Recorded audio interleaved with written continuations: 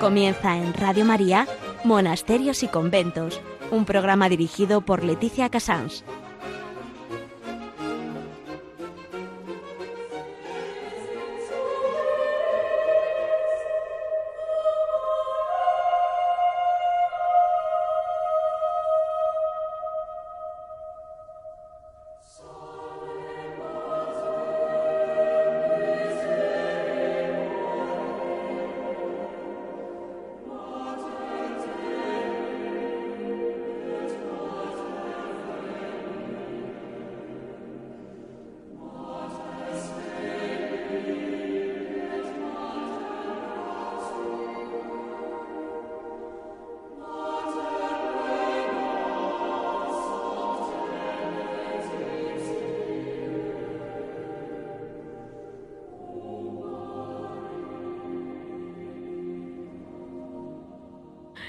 Muy buenos días a todos nuestros oyentes. Son las 11, las 10 en Canarias. Estamos en Radio María y comenzamos Monasterios y Conventos.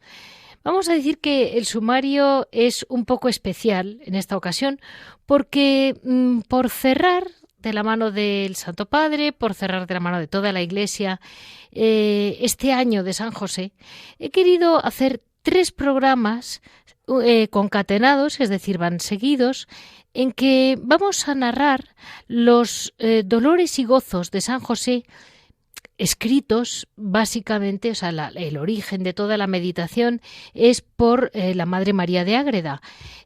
Por supuesto, no soy yo quien va a hacer todo esto nos lo va a hacer, me está ayudando en ello, es el que lo dirige Monseñor Alberto González Chávez.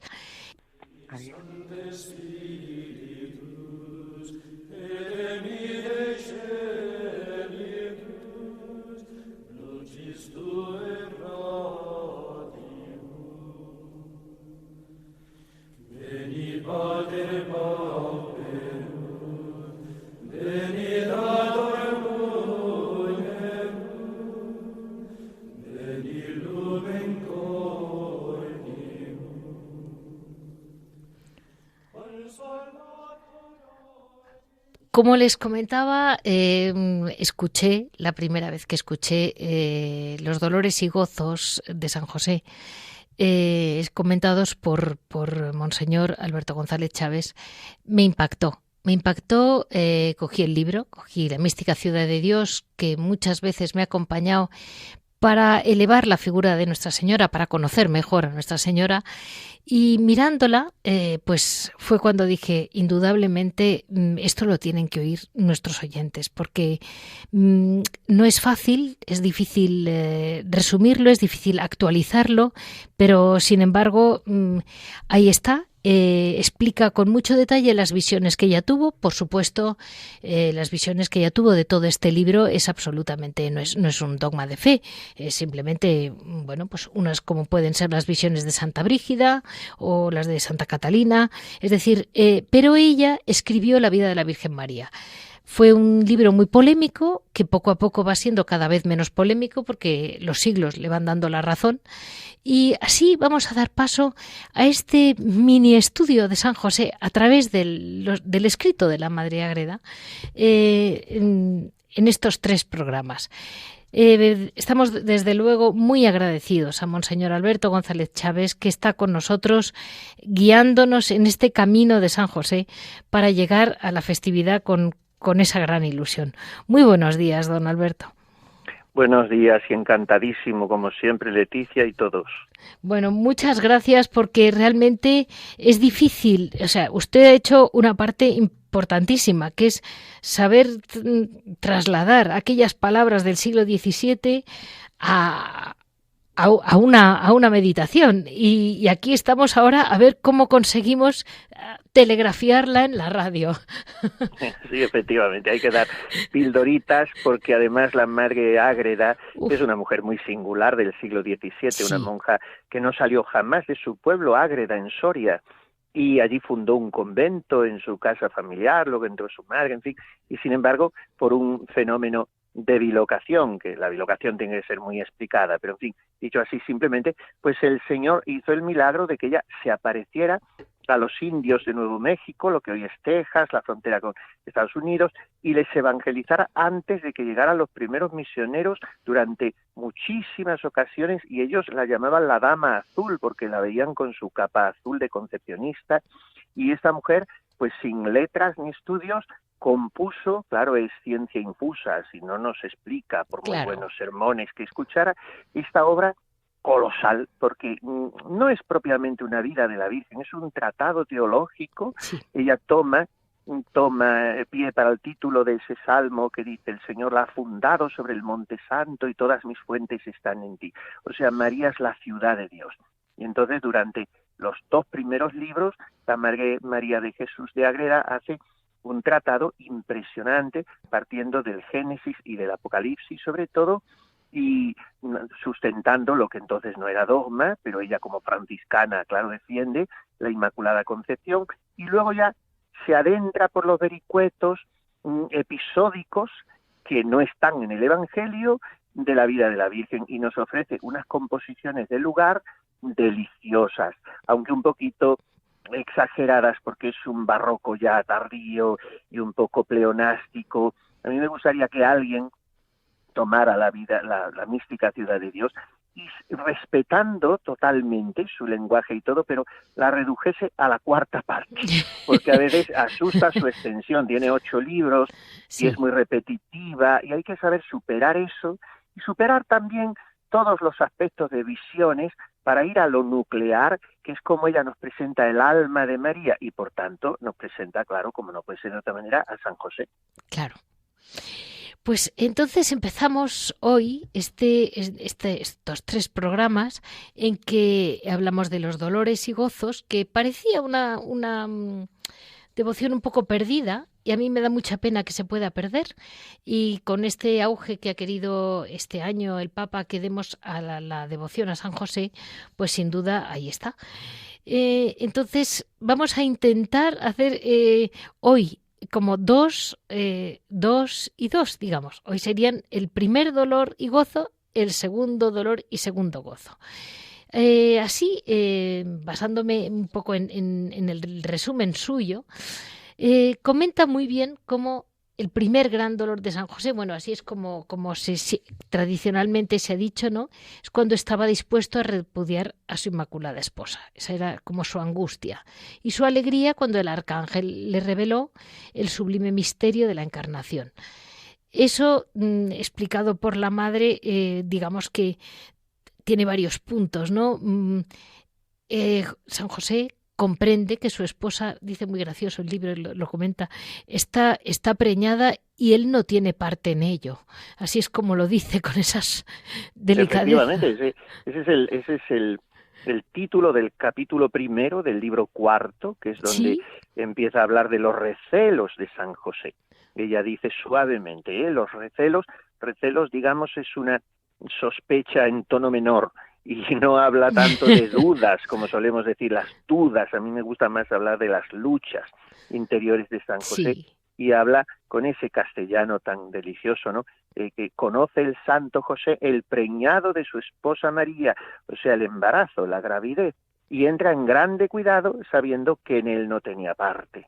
Ese es el primer dolor, y la Madre Ágreda se coloca en el surco de aquellos padres de la Iglesia, San Agustín, por ejemplo, San Jerónimo, y luego recoge la antorcha, por ejemplo, San Francisco de Sales, que dicen, no, San José no quería repudiar a la Virgen, no quería, digamos, no era una cosa negativa porque él estuviera atenazado por las dudas, sino que se detenía reverente ante algo que él no conocía porque le superaba, ¿no?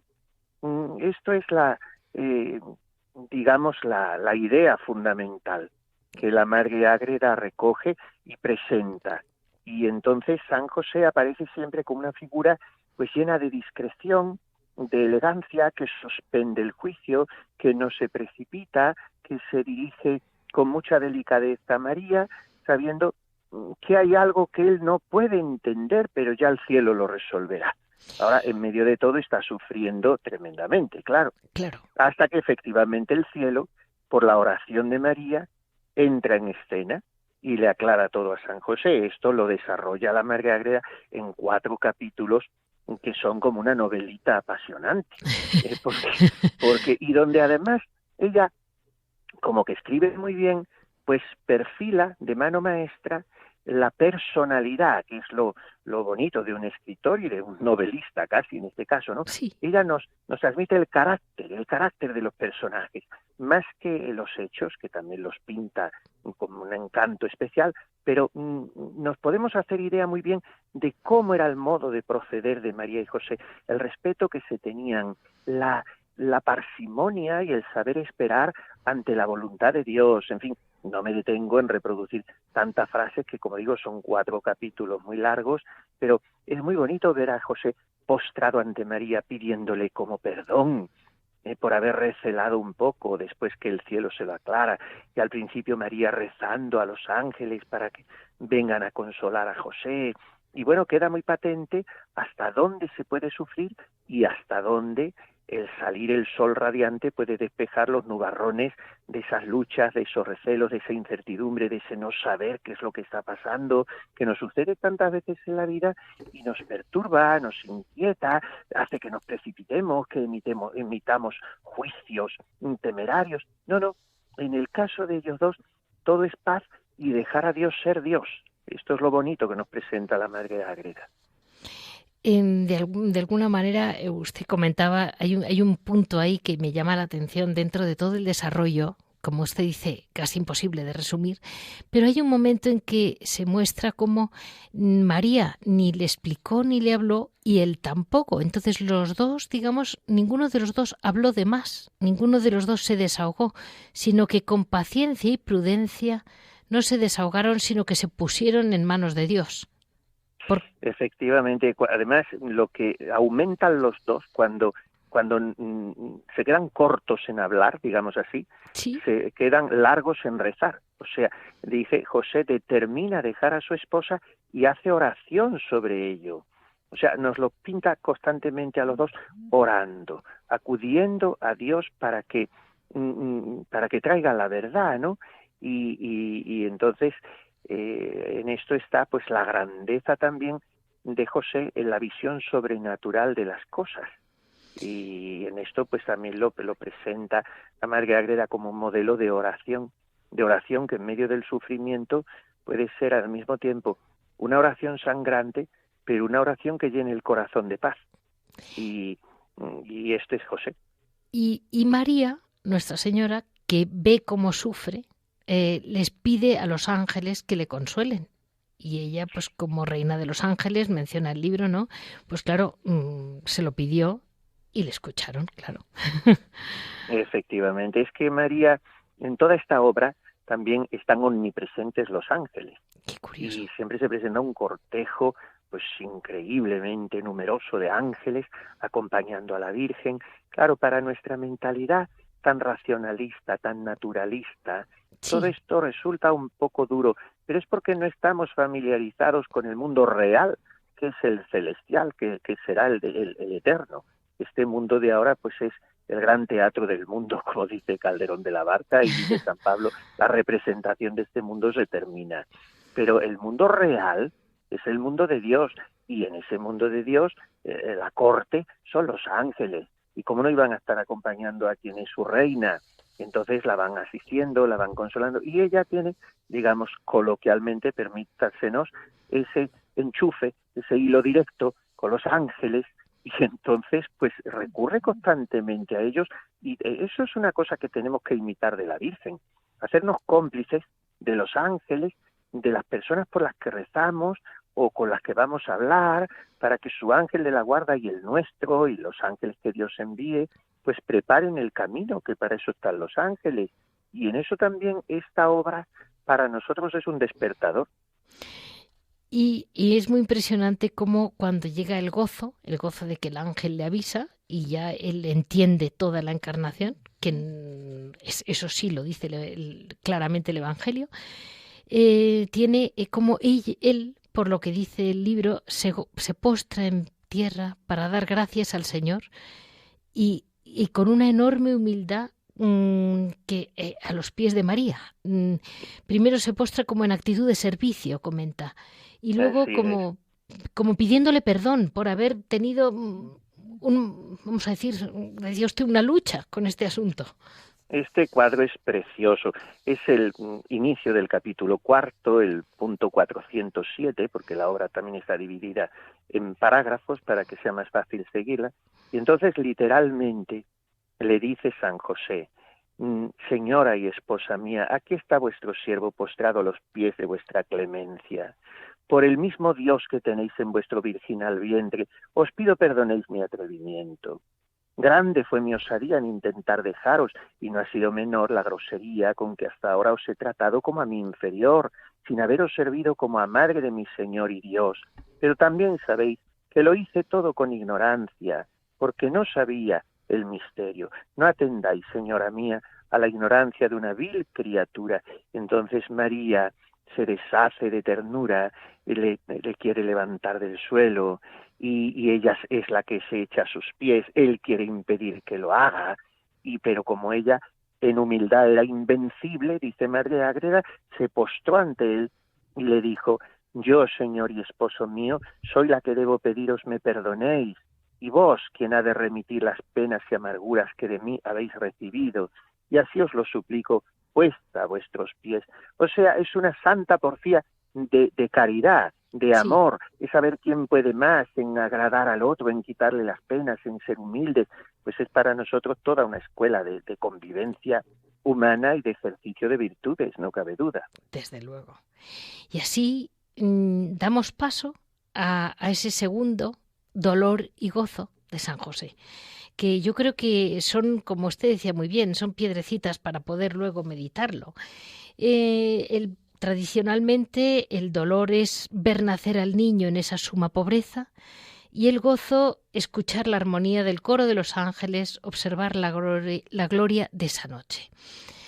El dolor, como decía usted muy bien, con palabras de San Ignacio, como si presente me hallase. Claro, el ver que llega el edicto de Herodes y que se tienen que ir, y él está con una mujer jovencita, claro, es responsable de todo lo que pasara, no la quería dejar sola, no sabía si podía ayudarla, y bueno, y se tienen que ir de viaje, sí o sí. Primero, permítame señalar brevísimamente que hay como 3 capítulos que sirven de quicio, de transición entre el primer dolor y el segundo. O sea, el primer dolor está en los 4 primeros capítulos, y luego el capítulo 5, solamente voy a decir los epígrafes, los títulos. Y dice: determina San José, una vez que se ha deshecho la duda y que ya ha venido la paz, San José sabe cómo han sido las cosas, que su mujer está encinta por obra y gracia del Espíritu Santo, entonces dice: determina San José servir en todo con reverencia a María Santísima, y otras cosas del modo de proceder de entrambos. El siguiente capítulo, el 6, algunas conferencias y pláticas de María Santísima y José en cosas divinas. Y el capítulo 7, que es tan simpático, tan dulce, tan tierno: previene María Santísima las mantillas y fajos para el niño Dios con ardentísimo deseo de verle ya nacido de su vientre. Es ese ejercicio espiritual que nos enseñaban de pequeñitos a hacer en Adviento, preparar la canastilla para el niño, practicando cada día una virtud, ¿no? Pues luego el capítulo 8, publícase el edicto del emperador César Augusto de empadronar todo el imperio, y lo que hizo San José cuando lo supo.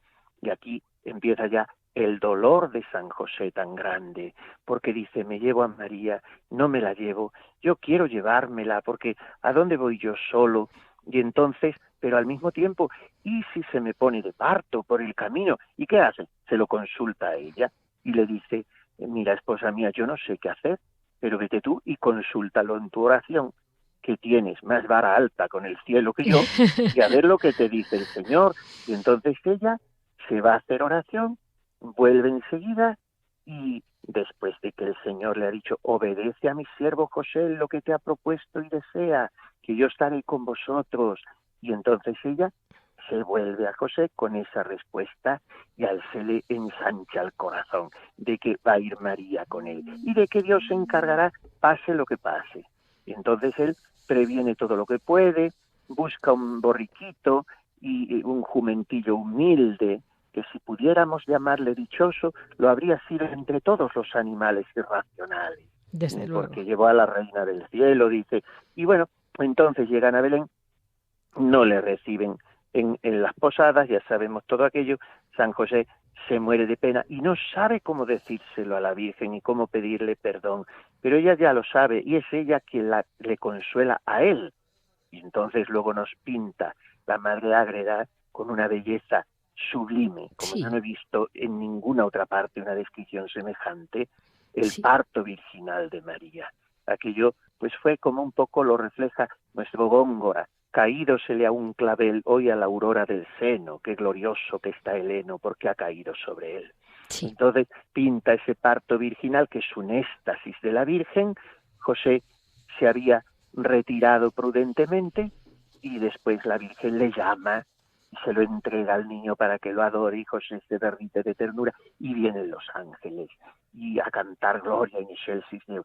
Y toda la amargura que había invadido el corazón de aquel hombre tan bueno, tan justo, porque no podía atender a su esposa como deseaba, pues se le trueca en gozo por ver cómo el cielo ha estallado en un aplauso jubiloso ante el nacimiento del Mesías. Ya digo, yo lo estoy diciendo brevemente y con mis torpes palabras, pero leerlo en esta obra pues es bañarse en agua de rosas, porque ya digo, es un deleite la narración. Y es muy impresionante cómo ella, con qué serenidad y con qué paz, siempre le dio a él alegría, ese causa nostra Letitia que usted comenta, esa digamos, esa paz que no pierde nunca, en ningún momento, con casa sin casa, donde tener el niño sin tener el niño, y en ningún momento pierde la serenidad por el libro, ¿no? Por lo que entendemos. Claro, porque María primero era una maestra en el ejercicio de las virtudes y estaba siempre ejercitándose en la virtud, pero tengamos presente que era inmaculada. Al no tener pecado original, no tenía desorden en sus pasiones. ¿Por qué nos turbamos nosotros? ¿Por qué nos airamos? ¿Por qué nos enfadamos? Pues porque el apetito irascible y concupiscible siempre nos están empujando a donde no debemos y tenemos estos vaivenes de los estados de ánimo y estallidos. En María eso no es pensable, porque al ser inmaculada todo era equilibrio, todas sus operaciones estaban en armonía, ella tenía la integridad, o sea, las pasiones sometidas a la razón y la razón sometida a la fe. Y bueno, José no era inmaculado, pero estaba confirmado en gracia también, y por tanto era un hombre cuyo carácter pues era como un lago en calma, que siempre hacía lo que tenía que hacer, que esa es la virtud de la prudencia. Y bueno, pues María por eso es consolatrix afflictorum y por eso es regina pacis. Nos da la paz y el consuelo porque ella pues no puede transmitir más que paz y con José hacía esto. Por eso pensar en la relación de María y José. Primero es un modelo para cualquier matrimonio, es un modelo para toda relación humana, porque a veces lo que hacemos es proporcionarnos unos a otros pesares, preocupaciones, inquietudes, y hay que tranquilizarse, transmitirse paz, alegría. La vida sería más sencilla y más bonita, desde luego, si mirásemos más a María y José y les imitáramos más. Sí, desde luego. Pues muchísimas gracias, Monseñor Alberto González Chávez. Está con nosotros enriqueciendo mucho. Bueno, he decidido que era una visión poco corriente, difícil para hoy en día, pero por otro lado creo que puede ayudar a muchas almas a entender mejor la figura de San José para este año. Y me ha hecho mucha ilusión. Muchísimas gracias por poder colaborar con nosotros y seguiremos con los siguientes dolores y gozos. Gracias a ustedes siempre. Yo recomiendo mucho leer La mística ciudad de Dios, pero no de principio a fin, porque puede atorar un poco, como se dice en mi tierra, sino ir a buscar el capítulo correspondiente al misterio que se celebre. Por eso yo en mi canal de YouTube decidí hacer ese resumen y meter muchísimos capítulos en varias conferencias cortitas, porque a veces pues es mejor transmitirlo así. Pero que la gente se acerque, porque solamente a nivel literario es una joya esta obra, pero como digo, bueno, quien pueda, adelante, pero leerla de principio a fin quizá se haga un poco gravoso, y sin embargo, buscar el capítulo y detenerse en él, pues puede ser una ocupación pues encantadora. Muchísimas gracias, monseñor. Seguiremos juntos para mediados de mes o finales. Vale. Dios les bendiga y gracias a ustedes siempre.